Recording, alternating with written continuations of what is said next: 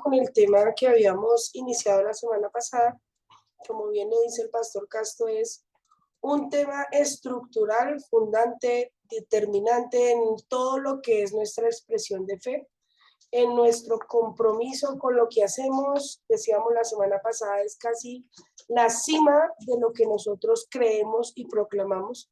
Jesús con nosotros, Jesús que lo proclamamos, que lo celebramos, que lo anunciamos a través de un acto sagrado, y por eso lo tenemos aquí como prácticamente dice el autor, en la cima de los sacramentos.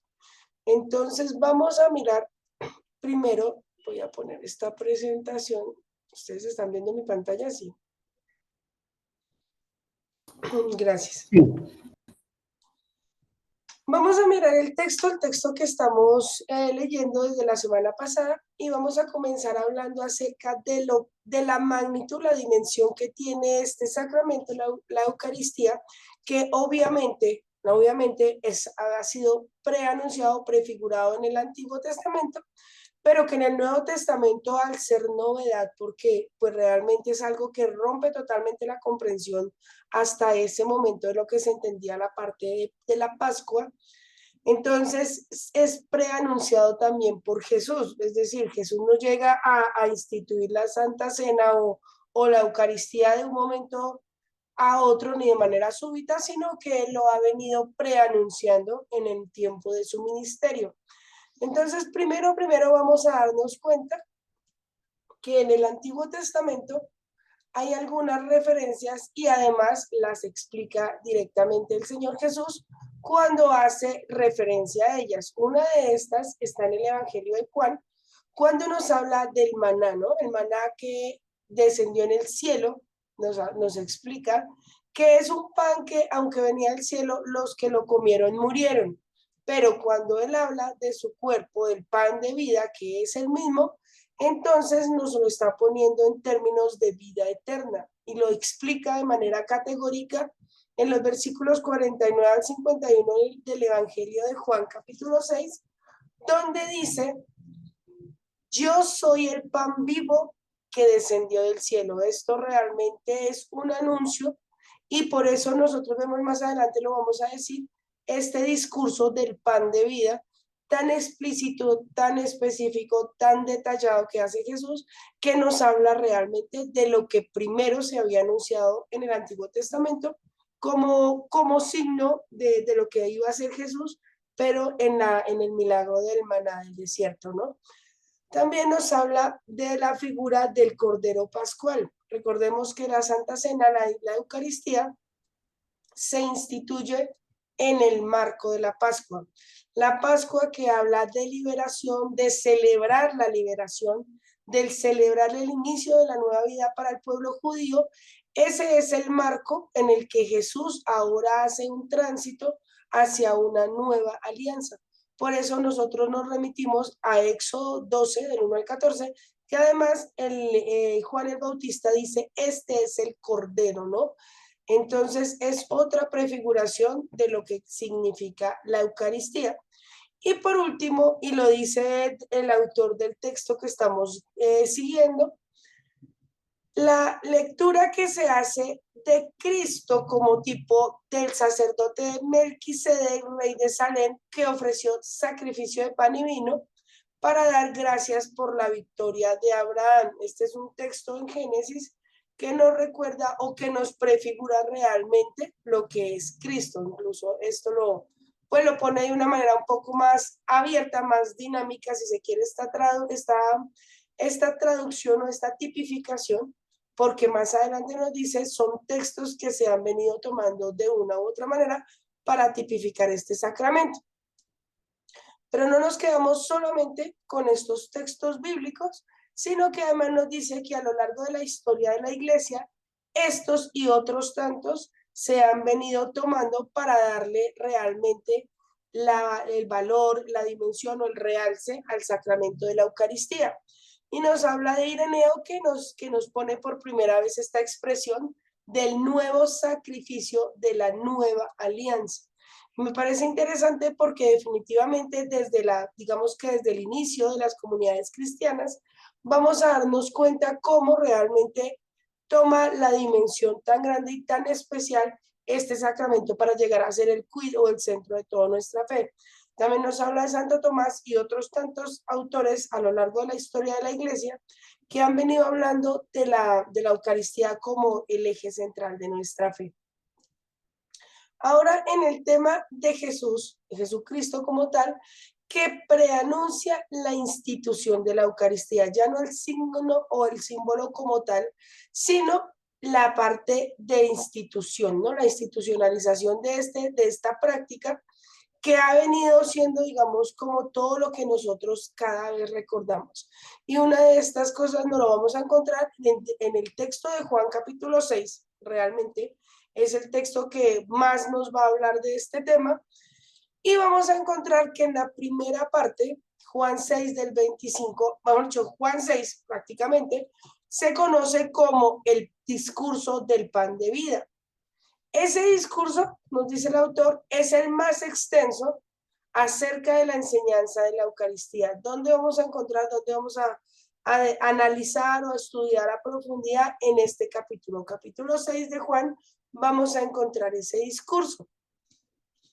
¿Qué encontramos allí o qué es tan interesante? Primero vamos a encontrar una serie de paralelismos, ¿no? Vamos a encontrar el contraste que hace el mismo Señor Jesús cuando nos dice del pan material y el pan de vida. Este es el pan material y este es el pan de vida. El pan que quita el hambre temporal, versus el pan que da vida al mundo, ese pan que va a saciar y nos va a llevar a la salvación. Y lo dice de manera enfática: mi carne es verdadera comida y mi sangre es verdadera bebida. Más adelante en el mismo capítulo vamos a encontrar también dos advertencias, una en sentido positivo y una en sentido negativo. A nivel positivo dice que si alguno come de este pan, vivirá para siempre, en términos de vida. Pero también en sentido negativo y de manera directa, pues ahí inmediatamente después de que hace esta afirmación, nos va a decir que en verdad os digo que si no coméis la carne del Hijo del Hombre y no bebéis su sangre, no tendréis vida, ¿no? Esto es algo bien interesante porque realmente Jesús siempre habla en términos de vida. Y el cuarto elemento que encontramos aquí, entonces reitera lo ya dicho, y es que el que come mi carne y bebe mi sangre, en mí permanece. Esto es bien bonito, bien interesante, y que nos va a decir realmente todo lo que nosotros estamos hablando, ¿no? En mí permanece y yo en él. Esa unidad, realmente esa comunión con el Señor se va a dar en este suceso. Como me envió el Padre viviente y yo vivo por el Padre, asimismo el que me come, él también vivirá por mí. Interesante esa traducción. Entonces vamos a ver que este tema de la Eucaristía ya se eleva a una realidad sacramental. No es solamente la parte del rito o la liturgia como tal, sino que nos va a mostrar los dos, digamos, como los dos ejes de la comunión. Por un lado, nos va a mostrar la donación y la entrega de la vida del Señor Jesús en una nueva forma de existencia. Ya nosotros no vamos a tener a un Jesús de carne y hueso, temporal, limitado por una humanidad, sino que ahora vamos a tener la oportunidad de estar con Jesús a través de su cuerpo glorificado, el cuerpo glorioso de Cristo que fue muerto, pero que además fue resucitado. Pero también de la parte del ser humano, entonces vamos a ver que el participar de la Eucaristía implica que nos alimentamos de Jesús, nos alimentamos de su persona como tal, lo recibimos físicamente a través de este sacramento, pero además vivimos de él. Es la dependencia, es la expresión de querer estar con Jesús en Jesús, ¿no? Y Jesús con nosotros. Esto es algo que definitivamente no habría sido posible si no es a través de esta nueva forma de existencia del Señor. Y es un texto que realmente es muy importante en la palabra de Dios. Lo encontramos y lo hemos visto cuando vemos hermenéutica, que un texto que se repite varias veces es porque definitivamente es demasiado importante, ¿no? Vamos a encontrar este texto en 4 relatos distintos: el Evangelio de Mateo, en el Evangelio de Marcos, en el Evangelio de Lucas y en las epístolas paulinas, específicamente en la primera carta a los Corintios. Más adelante vamos a ver por qué no aparece como tal este relato en Juan, lo vamos a ver al final de la exposición. Y vamos a darnos cuenta de algunos elementos que definitivamente son sustanciales y que determinan la importancia de estos relatos, ¿no? El primero, porque prácticamente hay un decálogo allí, vamos a ver que estas narraciones, siendo tan parecidas, cada una responde a un contexto específico. Cada evangelio, siendo prácticamente narraciones de una misma historia, van a responder a un sentido y a un propósito particular para unas comunidades en particular. Entonces, cada elemento que vamos a encontrar en las narraciones, de pronto unos más, unos menos, vamos a encontrar cosas que sí coinciden y ya lo vamos a ver más adelante, pero todos los símbolos, todos los signos, todos los elementos que se presentan, dependiendo del evangelio que estemos leyendo, definitivamente nos van a mostrar las enseñanzas de Jesús. Jesús, en la institución de la Santa Cena o de la Eucaristía, nos va a dar una serie de consejos, de advertencias, de, digamos, como de pronósticos, si se quiere decir de esa manera, para que nosotros aprendamos a vivir a partir de ese momento, ¿no? Entonces, nos vamos a dar cuenta cómo estas enseñanzas, que son hacia el futuro, ya estamos hablando en un nuevo concepto, vamos a identificar la sangre y la carne de Jesús con el pan y con el vino que el mismo Señor está compartiendo. El segundo punto o el segundo elemento, nos vamos a dar cuenta que, y es algo bien interesante, ¿no? Que por qué se instituye justamente en el marco de la cena pascual. La Santa Cena, la Eucaristía, se celebra en el marco de la Cena Pascual, muy importante para las celebraciones judías, este suceso, porque le da con esto un sentido sacrificial. Es el tema del nuevo sacrificio, del nuevo pacto, y con ello también se abre el paso hacia una nueva alianza. Lo interesante es que esta nueva alianza va a superar a la anterior. Hasta ese momento hay una lectura, pero desde Jesús en adelante se supera totalmente, ¿no?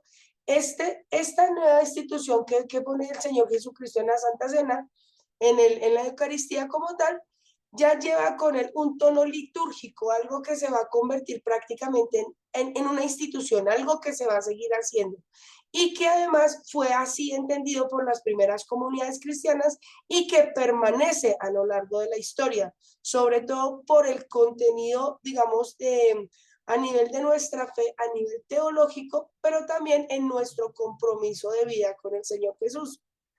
El tercer elemento que encontramos allí es todas esas palabras que se enseñan durante ese momento. Es una lectura diferentísima a lo que uno mira cuando está leyendo la palabra, cuando está estudiando la palabra de Dios. En estas nuevas enseñanzas de la institución de la Cena del Señor, nos vamos a encontrar con no solamente con las advertencias, sino también con los consejos. Y cuando leemos en Pablo ya digamos, la epístola a los Corintios, de lo que nos explicaba la semana pasada el pastor Castro, lo que significa realmente participar indignamente de la Santa Cena. Ese indignamente nos habla a nosotros también de un componente solemne. No es de cualquier manera, no es por cumplir un rito, no es por seguir una tradición. Realmente la participación de la Eucaristía o de la Santa Cena viene acompañada de un compromiso de nuestra parte hacia la dependencia y hacia el querer estar con el Señor. Y esto a mí me parece que definitivamente rompe cualquier esquema que podamos tener nosotros de manera dogmática o de manera, ¿qué digo yo?, tradicional o religiosa, sino que el querer estar allí, el hacer digamos, Este ejercicio de celebración nos lleva a nosotros a entender el compromiso como comunidad primero, en coinonía, pero también en comunión con el Señor. Esa parte que nosotros vamos a estar siempre entendiendo que no estamos solos, sino que el Señor Jesús está con nosotros y en esos momentos que se actualiza, que se anuncia y que se hace presente.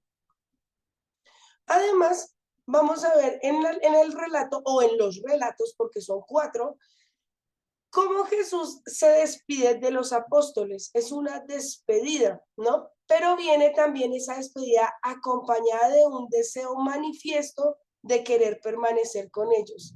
Esto es algo que a mi modo de ver es bellísimo porque nos está hablando de ese amor puro, genuino de Jesús para querer estar con los discípulos, con los apóstoles en ese momento, pero también está dando, digamos, por terminado el final de la vida terrena, el cumplir ese propósito, el terminar el ministerio allí para dar un paso a lo que es el nuevo tiempo, el tiempo que viene a partir de la nueva alianza, que empieza con la pasión y muerte, pero que se renueva también en el momento de la resurrección.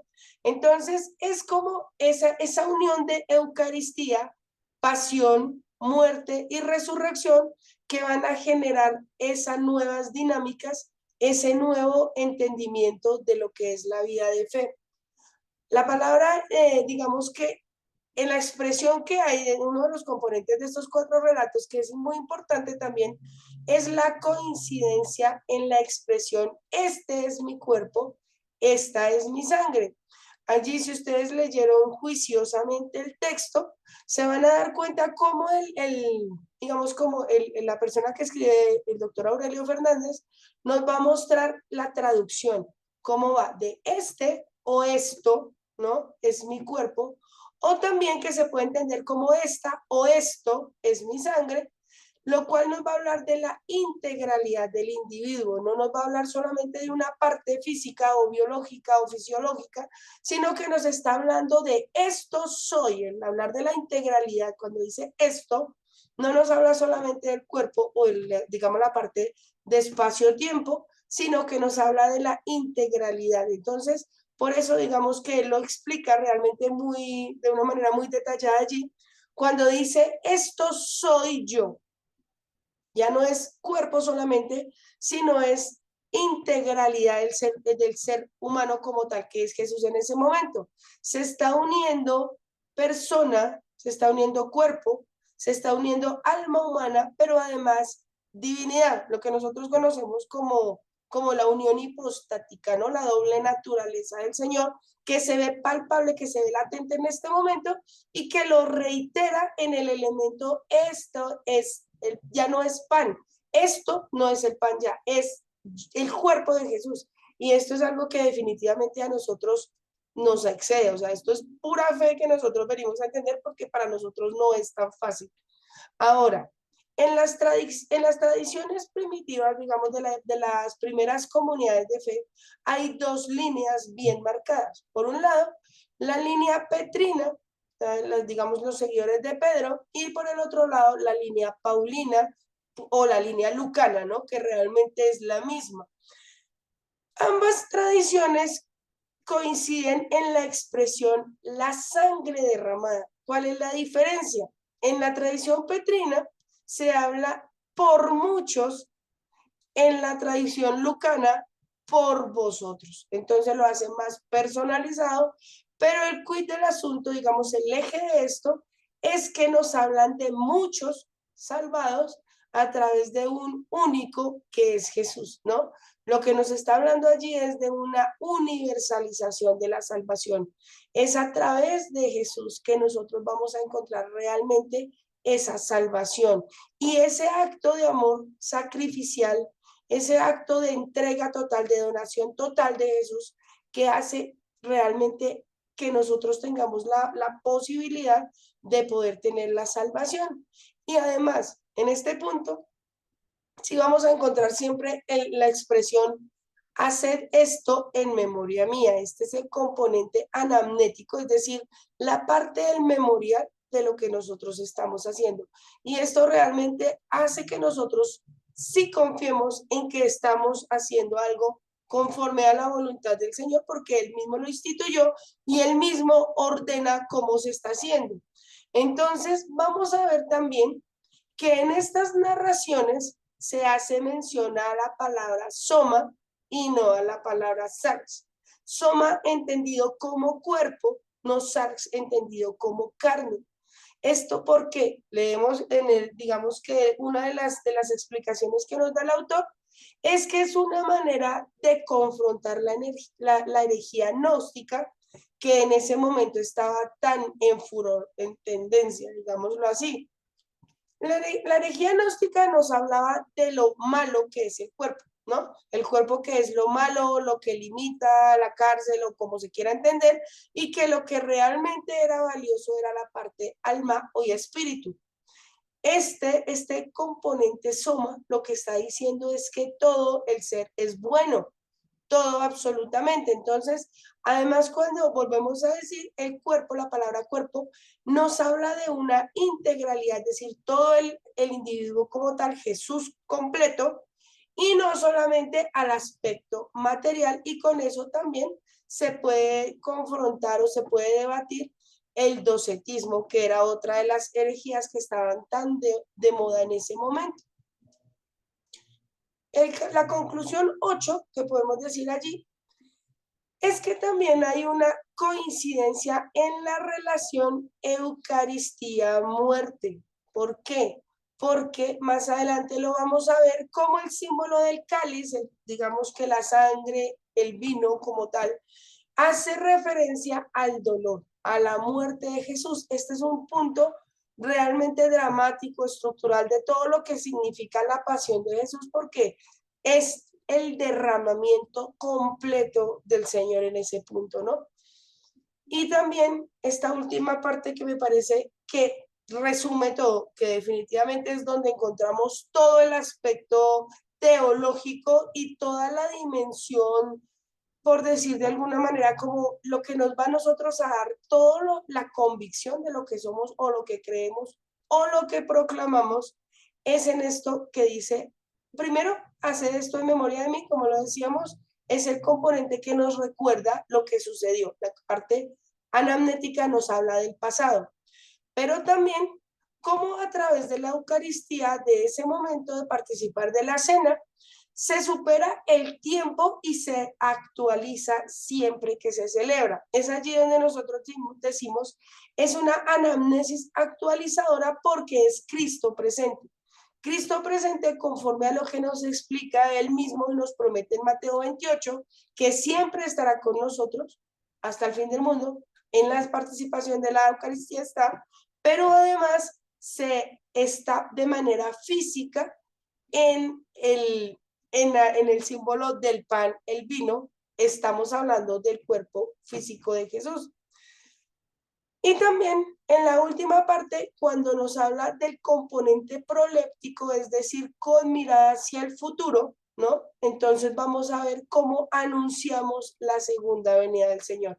Entonces, en ese momento donde estamos participando de la Eucaristía, de la cena, estamos ubicados en una dimensión espiritual que trasciende todo lo que es el tiempo, porque es tiempo pasado, presente y futuro, todo en un único instante, y es cuando estamos participando de este sacramento. Entonces, para terminar, en la conclusión que nos da este autor es ¿por qué el Evangelio de Juan omite este texto que lo repiten los 3 evangelios anteriores y además Pablo en una de sus cartas? Y la respuesta que nos da obedece a 2 razones, a 3 razones realmente. La primera, porque la Eucaristía está a lo largo de todo el Evangelio de Juan. Desde este es el Cordero, ¿no? Que quita el pecado, hasta lo que decíamos Juan capítulo 6, donde dice, yo soy los 12 yo soy que aparecen en Juan, donde nos habla del Señor que es el vino, es el cuerpo, en la sangre, en la entrada, es el Cordero, es la vida eterna, es el pan de vida, lo recoge todo absolutamente el Evangelio. Entonces, todos los componentes teológicos que vamos a encontrar en este evangelio, prácticamente nos está aclarando toda la narración de los demás. Segundo, porque para el tiempo de la redacción del evangelio de Juan, que es prácticamente al final del siglo I, esta es una celebración institucionalizada en las diferentes comunidades.